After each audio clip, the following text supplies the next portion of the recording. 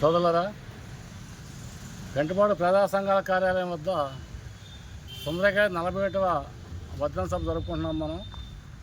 అయితే పుట్టపల్లి సుందరయ్య గారు 1903 మే 1వ తారీఖున జన్మించాడు. ఆయన కృష్ణా జిల్లా అలగానపాడు గ్రామంలో భూస్వామి కుటుంబంలో పుట్టాడు. ఆయన వాళ్ళకి 200 ఎకరాలు భూస్వామి కుటుంబంలో పుట్టిన సుందరయ్య గారు. అయితే ఆయన 17వ ఏటనే ఉద్యమంలోకి వచ్చాడు. ఆయన రైతు సంఘం ఏర్పాటు చేశాడు, వ్యవసాయ కార్మిక సంఘం ఏర్పాటు చేశాడు, ఆయన వ్యవసాయ కూలీల సంఘం ఏర్పాటు చేశాడు, టీడీపీ యాక్ట్ ప్రకారంగా పనిచేశాడు. ఆయన అనేక సంఘాలు ఏర్పాటు చేసి సంఘాల్లో చైతన్యం తీసుకొచ్చాడు. ఆయన దళిత సంఘాలు ఏర్పాటు చేసి దళిత యొక్క సమస్యలు కూడా ప్రభుత్వం నుంచి తీసుకెళ్ళాడు. అనేక విషయాల్లో మనం ఆయన చెప్పుకోవాల్సిన అవసరం ఉంది. అయితే ఆయన 1946 నుంచి 52 వరకు కూడా తెలంగాణ సాయుధ పోరాటంలో అక్కడ నైజాం నవాబ్కి వ్యతిరేకంగా పెద్ద ఎత్తున పోరాటం చేసిన వ్యక్తి సుందరయ్య గారు. జనం ఉవ్వెత్తున ఎగిసిపడుతుంటే అక్కడున్న పోలీసు వర్గం 10,000 మందిని పోలీసులు తీసుకెళ్లి జైల్లో నిర్బంధించారు. అయినా జనం ఎక్కడ ఆగలే. ఆ భూ పోరాటం గురించి ఒక 50,000 మందిని పోలీసు క్యాంపులు ఏర్పాటు చేసి అక్కడ నిర్బంధించారు. అయినా జనం ఆగలే. 4,000 మంది చనిపోయారు. తెలంగాణ సాయుధ పోరాటంలో 4,000 మంది అసలు బాసారు. తెలంగాణ నైజాం యొక్క ఆస్తిని 10,000 ఎకరాల భూమిని పేద ప్రజలకు పంచిన వ్యక్తి సుందరయ్య గారు. అయితే ఇచ్చాపురం నుంచి మద్రాసు వరకు కూడా పాదయాత్ర చేశాడు. ఆయన 350 గ్రామాలను కలుపుకుంటూ వందలాది మీటింగులు పెట్టుకుని ప్రజా సమస్యలు తీసుకుని పనిచేయడంలో సుందరయ్య గారు ప్రధాన పాత్ర పోషించాడు. అప్పుడు ఉమ్మడి రాష్ట్రం ఉంది, మద్రాసు మంది ఉమ్మడి రాష్ట్రం ఉండేది.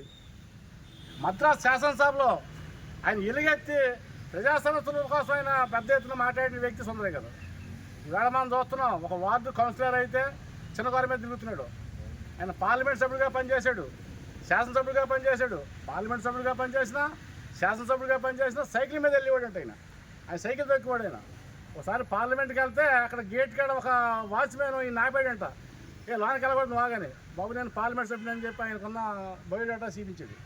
లోనికి వెళ్ళి ఇంకా రంగారావు గారు చెప్పినట్టుగా ఆయన వంశాన్ని తీసుకుని మాట్లాడాలంటే అనర్గంగా దాని మీద సర్వే చేసేవాడు, నిశ్చితంగా ఆలోచించుకునేవాడు. ఆయన శాసనసభలో కానీ పార్లమెంట్లో మాట్లాడుతుంటే ఆ వేళ నెహ్రూ గారు ప్రధానమంత్రిగా ఉన్నాడు. ఆయన సుందరయ్య గారు మాట్లాడుతుంటే ఆయన ఏం మాట్లాడతారని చెప్పి రాసుకునేవాడు అంట. సుందరయ్య గారు మాట్లాడే మాట నెహ్రూ గారు రాసుకునేవాడంట.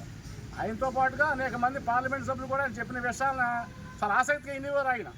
అయితే మన భారతదేశం సంబంధించి మనం చూస్తే నీటి వనరులకు సంబంధించి ఎక్కడ ప్రాజెక్టు కట్టాలి, ఎక్కడ చెక్ డ్యామ్ పెట్టాలి, ఎక్కడ ప్రాజెక్టు కడితే నీళ్లు పైకి పెడతాయని చెప్పి అవి కూడా అక్కడ ఆలోచించి ఆయన ఆనాడే మన ఆంధ్ర రాష్ట్రానికి మ్యాప్ తయారు చేసి ఇచ్చింది సుందరయ్య గారు. అలాగే ఆయన ఇచ్చాపురం నుంచి మద్రాసుకు పాదయాత్ర చేసినప్పుడు అనేక సమస్యలు తీసుకొచ్చాడు. ఆ సమస్య పరిష్కారం కోసం చూసాడు. అలాగే కృష్ణా జిల్లాకు సంబంధించి దివిసం ఉప్పున వచ్చింది. 1000 మంది చనిపోయారు. 100 గ్రామాల్లో నీటిలో కొట్టుకుపోయినాయి. 100 మంది కార్యకర్తలు తీసుకెళ్లి ఉప్పున వచ్చిన ప్రతి ప్రాంతంలోని ఆ దివిసంలోని వాళ్ళందరూ కూడా సహాయ సహకార జాతరలో నెలల తరబడి పనిచేసిన వ్యక్తి సుందరయ్య గారు. అలాగే కరువు కాటకులు విపరీతంగా వచ్చినాయి. ఎక్కడ ప్రభుత్వం పట్టించుకుంటలే, అంబలు తాగుతున్నారు. అటువంటి పరిస్థితుల్లో ధాన్యాన్ని సేకరించి మిల్లు ఆడించి గన్నవరం దగ్గర ఒక రేషన్ డిపో ఏర్పాటు చేసి కేజీబీ ఇచ్చింది మొట్టమొదటి వ్యక్తి సుందరయ్య గారే. ఆ గన్నవరంతో పాటుగా రాష్ట్రంలో 39 సెంటర్లోనే రేషన్ బియ్యంలో ఏర్పాటు చేసి కేజీకి ఇచ్చింది వ్యక్తి సుందరయ్య గారు. అటువంటి వ్యక్తి వేళ మన ముందు లేడు. అనేక పోరాటాలు. ఆయన పెళ్లి చేసుకుంటే లీలావతనని పెళ్లి చేసుకున్నాడు. పిల్లల కంటే మళ్ళీ స్వార్థం పెరుగుద్దేమని చెప్పి పిల్లలు కనుకోకుండా భార్యని కూడా నచ్చెప్పి కుటుంబం తాపడం చేసుకున్న వ్యక్తి సుందరయ్య గారు. చెప్పాడంటే భార్యతోటి, మనం పిల్లలు పడితే మన స్వార్థం పెరుగుద్ది, ఈ రాష్ట్రంలో ప్రజలు కానీ దేశంలో ప్రజలు మన పిల్లలకి మనం భావించుకుందామని చెప్పి భార్యను ఒప్పించి ఆపరేషన్ చేయించుకున్నాడు. ఆయనకున్న యావదాస్తిని కూడా పార్టీ కష్టకాలంలో పార్టీకి విరాళంగా ఇచ్చి ఇవాళ నిలబడ్డాడంటే ఛాలెంజ్ ఉన్నాడు. ఆయన 1985లో మే 19వ తారీఖున చనిపోయాడైనా. 82 సంవత్సరాలు బతికాడైనా. 82 సంవత్సరాలు నమ్మిన సిద్ధాంతం కోసం ఎత్తున జెండాను దంపుకోకుండా బతికిన వ్యక్తి సుందరయ్య గారు.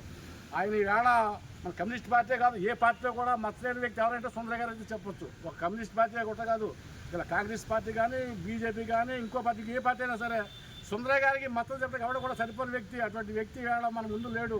ఆయన భౌతికంగా లేకపోయినా ఆశయాలు కానీ సిద్ధాంతంగా ముందుకు తీసుకెళ్ళడం కూడా అంతా కూడా ప్రయత్నం చేయాలని రాబో రోజుల్లో కూడా ఆయన మరింత ఆశయాలు ముందు తీసుకెళ్ళడం అంతా కూడా పనిచేయాలని చెప్పి కోరుకుని సెలవు తీసుకుంటున్నాను.